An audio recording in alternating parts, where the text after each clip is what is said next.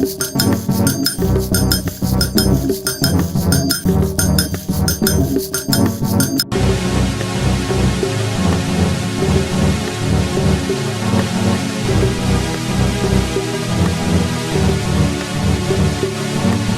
guys, this is going to be a shorter video. We're going to be looking at some of my sources. So first I want to let you know my schedule is kind of starting to solidify. It looks like I'm going to be able to put out videos every Tuesday. So since last Tuesday and on this upcoming Tuesday, I'll have episode 5 on Byzantium plus Theodora and Justinian. But right now I want to address something that's sort of been bothering me. I wasn't sure how to include my sources. And adding them into the videos would be kind of clunky, and I'd have to kind of cut away or put up pages or something, and it would just make it longer, and it would make the whole thing kind of unwieldy. And putting them in the description would mean that you guys probably wouldn't end up seeing them at all, or it would just seem kind of not as interactive. So I've decided to do a video like this every couple of videos, showing my sources, showing where I got a lot of this information, so that if anything I ever say catches your ear, you can go and you can check it out yourself. I barely skimmed the surface of a lot of these books so far. I hope to go a little bit more in depth with a lot of the ideas across most of them. But, you know, if you decide that you like one of the periods, you can definitely look into the books that I have, and a lot of them say a lot of the same things that I'm saying now. So without further ado, let's take a look at the first one. Okay, this is Egypt of the Pharaohs by Sir Alan Gardner. This is a very old book. It's not in very good condition. Let's see how old it actually is. Yeah, this reprint, 1974. I don't know if you can see that or not, but it's a very old book. It is a fantastic look at ancient Egypt in its entirety. It goes basically through every single dynasty in excruciating detail. And this guy had a serious knack for writing. Let me see if I can find something good to read to you guys. As already hinted, it seems inevitable to identify Manetho's 6 Hyksos kings with the 6 chieftains of foreign countries, referred to in the all-important fragment of the Turin canon. It had sometimes been maintained that 2 entries placed at the bottom of column 9 also named Hyksos rulers, one of them being Manetho's Benon. But the hieractic has been faultily read, and their possessions of pronomens enclosed in cartouches speaks decisively against this suggestion. The total offered by the compiler of the canon surely indicates that he knew of 6 Hyksos and no more. He will have inserted them in his list of Egyptian kings, only reluctantly, and because they were too well known to be passed over in silence. So, very well written, very good book. Sir Alan Gardner, Egypt of the Pharaohs. Okay, and next one. Something much more recent. 1177 BC by Eric Klein. Another fantastic book. This one came out pretty recently. Lots of really nice graphs and some pretty cool pictures of some of the older stuff as well.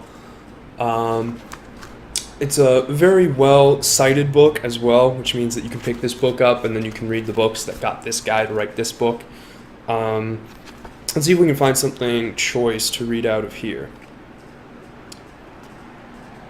It is also possible that a massive earthquake caused the destruction of the Stratum 6 city. The bodies of the 4 people killed in the pillared building were found apparently trapped and crushed under falling debris while trying to escape it. A child of 2 to 3 years had either been thrown down on its face or had died while crawling along the ground.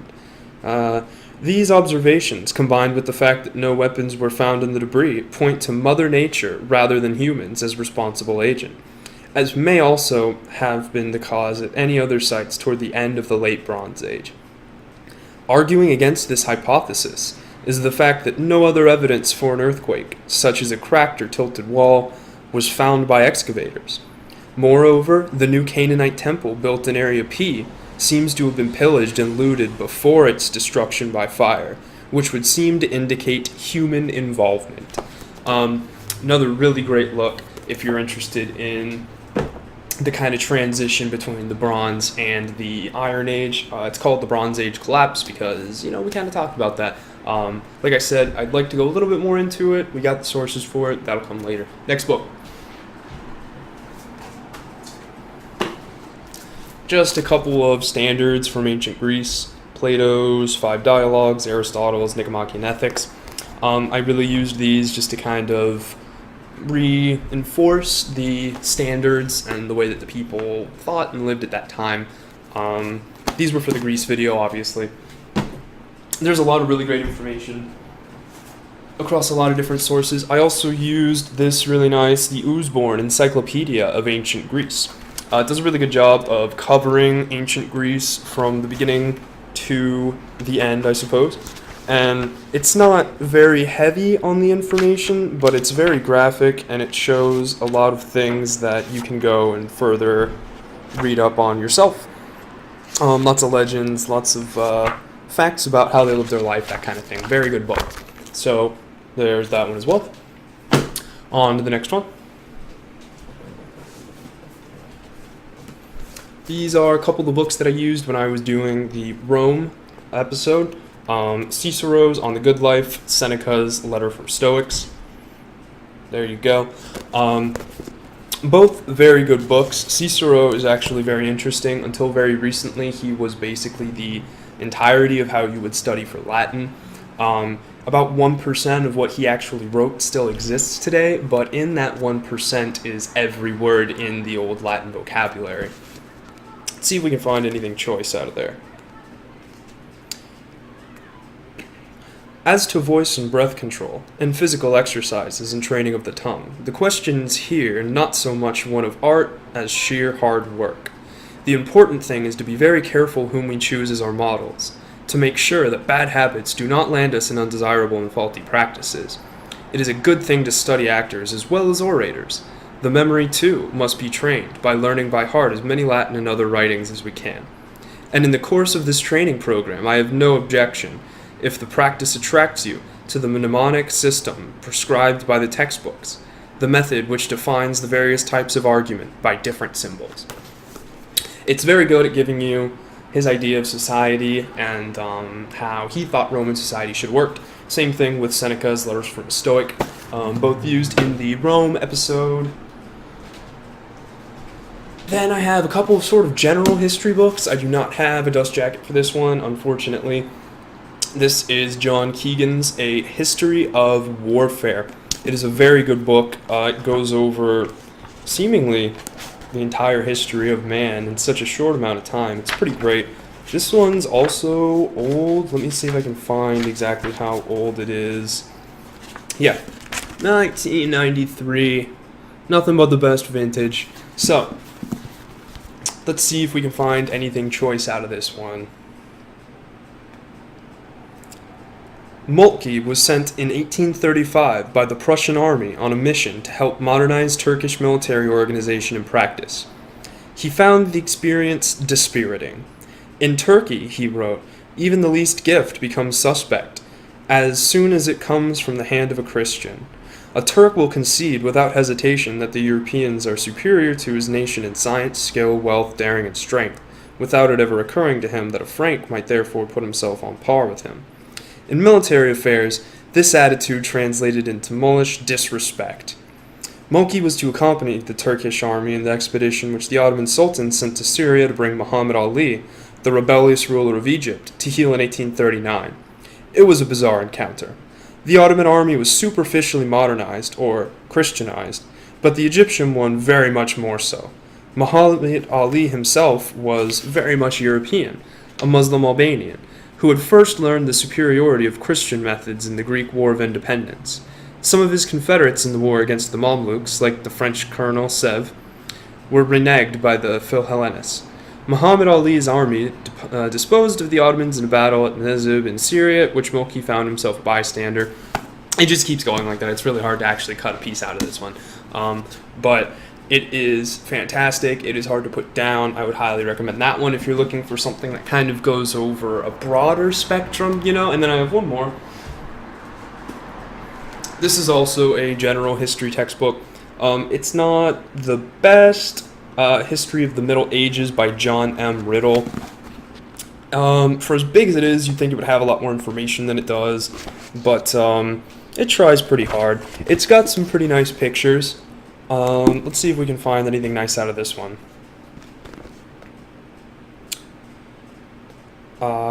The question that must be asked about the theory is why, since the Hermetic works were available in Greek for the Byzantines and in Arabic for the Muslims, did Greek Orthodox Christianity and Muslim societies not develop the same attitudes towards technology as the Latin West? Whereas historians cannot be certain, the fact remains that the Middle Ages developed a different outlook about the technological innovations which propelled societal changes, a thesis developed by Lynn White Jr. Likely, all of the theories were contributing factors. Perhaps the answer lies in what happened in Muslim and Byzantine societies to check the influence of technology, as we will see in the chapters ahead. It's really mostly just Western history. They don't really, even though it references Byzantium right there, I don't even think there's a whole chapter on it, but it's nice for setting a timeline since it has such a huge, expansive history over 1,000 years that really goes over. So, next one of my favorites, Lost to the West by Lars Brownworth. I don't have a dust jacket for this one either.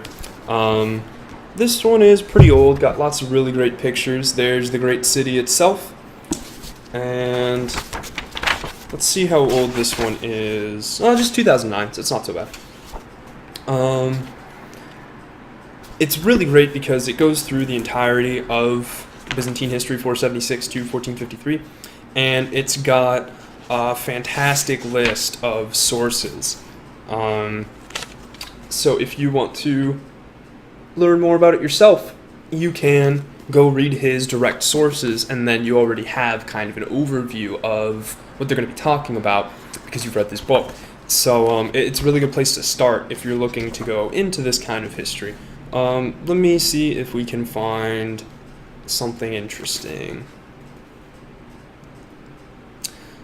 The empire had proven as weak as Guiscard had hoped, and with the cream of the Byzantine army gone, there was seemingly nothing to fear from Alexius. By the spring of 1082, Durazzo had fallen, along with most of northern Greece, and Guiscard could confidently boast to his men that by winter they would all be dining in the palaces of Constantinople. Unfortunately for the invaders' culinary plans, however, Alexius was far from finished. The ever-resourceful emperor knew he couldn't hope to stand toe-to-toe with Norman arms, but there were other ways to wage war, and in his capable hands, diplomacy would prove a sharper weapon than steel. Yeah, I mean, if there was ever a battle matchup that you'd want to see, it would be the Byzantines versus the Normans. There's a lot of really great information in that one. I can't recommend it enough. But without further ado, we got one more, and then a biography. So this one is a really beautiful book, by the way. The Silk Roads: A New History of the World by Peter Frankopan. I don't know if you're going to be able to see it or not, but the pages themselves are cut individually, so it has this really fantastic feel in your hand as you flip through it, which helps because it's 700 pages long. But it goes basically through a trade and diplomacy kind of history. It's very specific in what it studies, but it's very broad in where it studies. It goes from China all the way over to Rome for about 1,000 years or more. Let's see if we can find anything particularly good in here. Alarmed by German troops massing in the east in the early summer of 1941, Marshal Timoshenko, Commissar of Defense, and General George Zhukov confronted Stalin with a proposal to launch a preemptive attack, followed by an advance that would lead to an assault on Warsaw, northern Poland, and part of Prussia. According to two closely matching accounts, Stalin dismissed the plan out of hand. "Have you gone mad?" he apparently asked angrily. "Do you want to provoke the Germans?" Then he turned to Timoshenko. "Look, everyone, Timoshenko is healthy and he has a large head, but his brain is evidently tiny." Then the threat.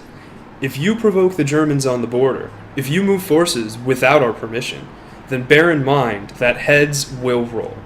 With that, he turned, walked out, and slammed the door behind him. So it's a very ambitious book. That's from the back, but as you can see, it starts out as a history of the Silk Road, and it ends up being kind of a comprehensive history of mankind itself. So can't recommend that one enough either. Silk Roads, Peter Frankopan, good stuff. Last one. This is a biography of Justinian, the last Roman emperor. These past couple of books, by the way, by G.P. Baker, have been books from the newest video. It's coming out this Tuesday. It's another really great book. It's not only a biography of Justinian, it gives you a really great look at how people lived and the society in the 6th century, and a little bit leading into it as well. There are some diagrams in here. I can't find one right now. There's a nice picture of Constantinople. Very well researched, very good sources. Let's see if we can find something good out of this one. While this had been attracting general attention, Perozes had quietly carried out a concentration upon his left, sending the immortals also thither to be ready to take advantage of any favorable opportunity. To counter this, Belisarius and Hermogenes ordered the Hun corps of Simmas and Ascan to be prepared, and called upon Sunicus and Igon to be ready to support them. Drafts from the center were sent forward to back the Huns. The Persians, charging at the run, drove the Roman right wing before them. The mistake made by Perozes was that in organizing this maneuver, he allowed the junction between his left wing and his center to be opened out and the shoulder of the wing to be exposed as it charged. This was the objective at which the Huns struck. The Huns' charge cut the Persian advance from its supports and penetrated to the Persian wing commander, who was directing the fighting from his position in the rear. Sunicus himself cut the Persian standard bearer and threw everything into confusion. Another really great book, a lot of really good stuff to look at. I have another biography. It's on Belisarius. I didn't actually use it yet, though. I thought it was by G.P. Baker, but I was wrong. I have something else by him. So that is just about everything that I've really used for most of these videos so far. If you have any questions, if you want to know anything more about the books, if you want any kind of recommendations or anything, let me know. But like I said, I'll be back on Tuesday. So until then, Ave Imperator.